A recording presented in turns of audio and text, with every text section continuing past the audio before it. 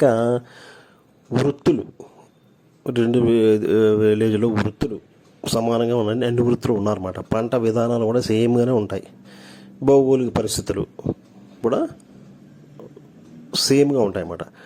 మౌలిక సదుపాయాలు కూడా ఆ గ్రామంలో ఉండే మౌలిక సదుపాయాలు, రోడ్లు, ఇటువంటివన్నీ సమానంగానే ఉంటాయి. సామాజిక సేవలు కూడా ఈ పై అంశాల దృష్ట్యా వనపర్తి, వడ్డిచెర్ల గ్రామాలు ఒకే విధంగా ఉన్నాయన్నమాట. వాటిల్లో ఏం ప్రాబ్లమ్స్ లేవు, రెండు ఒకేలా ఉన్నాయి. రెండు గ్రామాల్లో కూడా స్మాల్ ఫార్మర్స్ ఉన్నారన్నమాట, చిన్న రైతులు చాలా ఎక్కువ సంఖ్యలో ఉన్నారన్నమాట రెండిట్లోనూ. సరాసరి కుటుంబ ఆదాయం వనపర్తిలో మాత్రం ఎక్కువగా ఉందన్నమాట. ఎందుకంటే అక్కడ కొంచెం ఆధారిత, మన నీరు ఆధారిత ఎక్కువ ఉంది కాబట్టి. ఓకే, ఈ రెండు గ్రామాల్లో కూడా అగ్రికల్చరే ముఖ్య జీవనాధారం అన్నమాట. ఈ బావులు అంటే వెల్సే వీటికి వాటర్కి మూలం అన్నమాట. భూగర్భ జలాలు అంటే లోపల ఉన్నటువంటి జలం, భూగర్భ జలాలు స్థాయిపైనే వీరి యొక్క కుటుంబం ఆధారపడి ఉంటుంది. ఎందుకంటే భూగర్భ జలాలు ఎక్కువ కింద వెళ్ళిపోతుంటే బావులన్నీ ఎండిపోతాయి అన్నమాట. సో వాటిని పండించడానికి లేక వాళ్ళు ఆదాయాలు తక్కువ అయిపోతూ ఉంటాయి అన్నమాట. అది అందువల్ల భూగర్భ జలం యొక్క స్థాయిపైనే కుటుంబం ఆధారపడి ఉందన్నమాట. గత కొన్ని సంవత్సరాలుగా వర్షపాతం సరిపడా లేకున్నా ఆ గ్రామ ప్రజలందరూ వరిని పండించడానికే ఎక్కువ ఇంట్రెస్ట్ చూపారన్నమాట. ఇక్కడ విద్యార్థులు ఈ టేబుల్ 1 ఏరియా అండర్ ఇరిగేషన్ చూస్తే వనపర్తి, వడ్డిచెర్ల చూస్తే టోటల్ ఏరియా వనపర్తిలో ఎక్కువగా ఉంది, 3795. మోస్ట్ ప్రాబ్లీ విలేజ్ పెద్ద అవ్వచ్చు. Okay, percentage of area irrigated 25% ఉంది వెన్ కంపేర్ టు వడ్డిచెర్ల. వడ్డిచెర్లలో కూడా 2970, 2970 ఏకర్స్ ఉన్నా అంటే ఆల్మోస్ట్గా 75% కన్నా ఎక్కువ ఉంది వనపర్తితో కంపేర్ చేస్తే. కానీ పర్సంటేజ్ ఆఫ్ ఏరియా ఇరిగేటెడ్ 15% ఉంది చూడండి. అక్కడ వనపర్తి కన్నా బావులు 155 ఉన్నా, వడ్డిచెర్లలో 175 ఉన్నా చూడండి పర్సంటేజ్ ఆఫ్ ఏరియా ఇరిగేటెడ్ తక్కువ ఉంది. ఎందువలనంటే వనపర్తిలో నెంబర్ ఆఫ్ వెల్స్ 155, అవి నిండుగా ఉన్న వెల్స్ అయినా లేకపోతే చాలా కింద వెళ్ళి కొన్ని వెల్స్ పనిచేయకపోయినా వాళ్ళకి వేరే స్టాండ్ బై ఇరిగేషన్ ఫెసిలిటీ ఉందన్నమాట. ఏంటంటే పర్కులేషన్ ట్యాంక్స్ అవి ఉన్నాయి కాబట్టి వాళ్ళు వాటితోటి ఇరిగేషన్ చేసేసుకుని పంటకు ఏమాత్రం పర్సంటేజ్ ఆఫ్ ఇరిగేషన్లో దెబ్బ తినకుండా చూసుకుంటూ ఉంటారన్నమాట. ఓకే, అందువల్ల వాళ్ళకి ఆదాయాలు కూడా ఎక్కువ. ఓకే, ఈ వడ్డిచెర్లలో మోస్ట్ ప్రాబబ్లీ 175 వెల్స్ ఉన్న ఇరిగేటెడ్ 15% ఉంది. అవునా?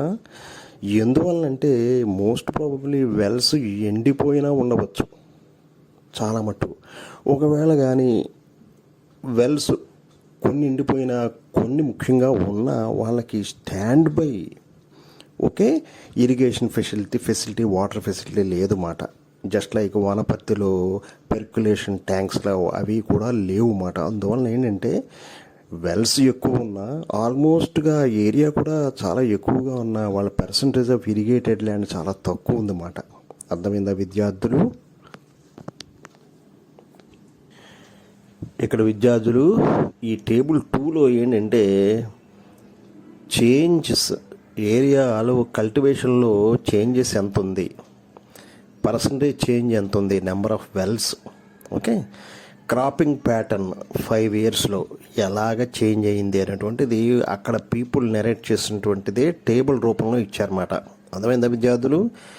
The population in village has also gone, అదే కాకుండా population of both villages gone up to 10% in 5 years మాట. అర్థమైందా? మనం 5 ఇయర్స్ తర్వాత కదా మనం అనుకున్నాం ఈ టేబుల్ వేస్తున్నారని. అది మాట, పాపులేషను 10% ఎక్కువ పెరిగింది మాట. ఇక్కడ ఈ టేబుల్ 2 స్టేటస్ ఆఫ్టర్ 5 ఇయర్స్ చూస్తే వనపర్తి చూద్దాం మొట్టమొదట. Percentage change area under irrigation ఏంటంటే 14% ఇరిగేషన్లో తక్కువైపోయింది మాట వనపర్తిలో. Decline in number of wells ఎంత ఉంది? -39. ఇది వరకు 55 ఉండేవి, -39 అయిపోయాయన్నమాట ఆ 5 ఇయర్స్లో. అంటే 5 ఇయర్స్లో అన్నమాట. 5 ఇయర్స్లో అది వేరే టేబుల్, ఇది వేరే టేబుల్ అన్నమాట. -39 అయిపోయాయి. ఓకే, ఈ 5 ఇయర్స్లోను. ఇక ప్యాడీ చూస్తే పర్సంటేజ్ ఆఫ్ చేంజ్ ఏరియా క్రాప్లో ఖరీఫ్లో చూస్తే 17% తగ్గిపోయింది ప్యాడీ. రబీలో చూస్తే 17% తగ్గింది. కాటను 163. ఓకే, అండ్ జింజిలి చూస్తే 86. ఓకే, అండ్ ఆల్ క్రాప్స్ 11% ఆల్మోస్ట్గా ఉంది. ఇక్కడ ఖరీఫ్లో మారలేదన్నమాట. బట్ రబీలో మాత్రం తగ్గిపోయింది, -17%, అంటే 17% తగ్గిపోయింది అన్నమాట. ఇంక వడ్డీ చర్లు చూసుకుంటే చాలా తగ్గిపోయింది, -30% ఇరిగేటెడ్ ల్యాండ్ తగ్గిపోయింది 5 ఏళ్ళ తర్వాత అన్నమాట. -68% బోర్వెల్స్ తగ్గిపోయాయి వడ్డీ చర్లు, ఎందుకంటే there is no other resource అన్నమాట. ఓకే, అక్కడ కూడా తగ్గాయి, ఎక్కువ తగ్గాయి అన్నమాట, డబల్ది తగ్గిపోయాయి వనపర్తి కన్నా. ఇక్కడ యాజ్ యూజువల్ ఖరీఫ్ 22% తగ్గిపోయింది, అంటే దానికన్నా 5% ఎక్కువ తగ్గిందన్నమాట వనపర్తి కన్నా. అలాగే వనపర్తి కన్నా ఆల్మోస్ట్ 33% తగ్గిపోయింది, అంటే 50% తగ్గింది ప్యాడీ. రబీలోను బోత్ ఖరీఫ్లో కూడా తగ్గిపోయింది ఇక్కడ. ఓకే, బోత్ రబీ అండ్ ఖరీఫ్లో కూడా అక్కడ 17% తగ్గింది, కానీ బట్ ఇక్కడ ఖరీఫ్లో 22% తగ్గిపోయింది, రబీలో ఇంకా ఎక్కువ తగ్గిపోయింది 50%. ఇంకా బోర్వెల్స్ పోయాయి అన్నమాట, వాటర్ ప్రాబ్లం వచ్చింది. ఇక 27 ఉంది చూడండి కాటను. ఇక్కడ జింజిలి మాత్రం వాళ్ళు బాగా చేశారు, 138 ఉంది. ఓకే, ఆల్ క్రాప్స్ ఇక్కడ -5% ఆల్ క్రాప్స్లో. ఓకే, అంటే మొత్తం క్రాప్స్ అని తీసుకుంటే -5 తగ్గిపోయింది అన్నమాట. అక్కడ తగ్గలేదు ఖరీఫ్లో, కానీ ఇక్కడ తగ్గిపోయింది -5%. రబీలో చూసుకుంటే అసలు చాలా తగ్గిపోయింది, 50% రబీ క్రాప్స్ అన్నీ తగ్గిపోయాయి అన్నమాట. ఇది ఈ టేబుల్ యొక్క స్టేటస్ మాట ఆఫ్టర్ 5 ఇయర్స్. ఇక టేబుల్లో మనం చూసాం కదా ఇంట్రడక్షన్, క్వశ్చన్ కొన్ని వేశారు ఈ టేబుల్ మీద. If the number of wells is 155 now, what was it 5 years back? ఎంత ఉంటుంది? డెఫినెట్గా 194 ఉండొచ్చు, అంతే కదా? అవునా? అర్థమైందా విద్యార్థులు? ఎలా క్యాలిక్యులేట్ చేశారో మీరు కొంచెం గుర్తు తెచ్చుకున్నారా? అర్థమైందా మీకు? ఎలా అంటే ఎంత పర్సంటేజ్ తగ్గిపోయింది? -39 అన్నమాట. ఓకే, అందువల్ల -39 బోర్వెల్ తగ్గిపోయాయి కాబట్టి ఇదివరకు 194 ఉండేవన్నమాట. నెక్స్ట్ క్వశ్చన్ చూడండి, what does decline in number of wells represents? ఇక్కడ ఏంటంటే ఏమి రిప్రజెంట్ చేస్తున్నాయి?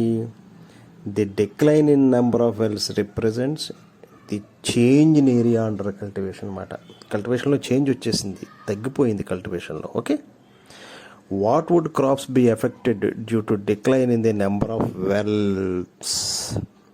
డెఫినెట్గా the irrigation, the crops depend on wells will be decreased.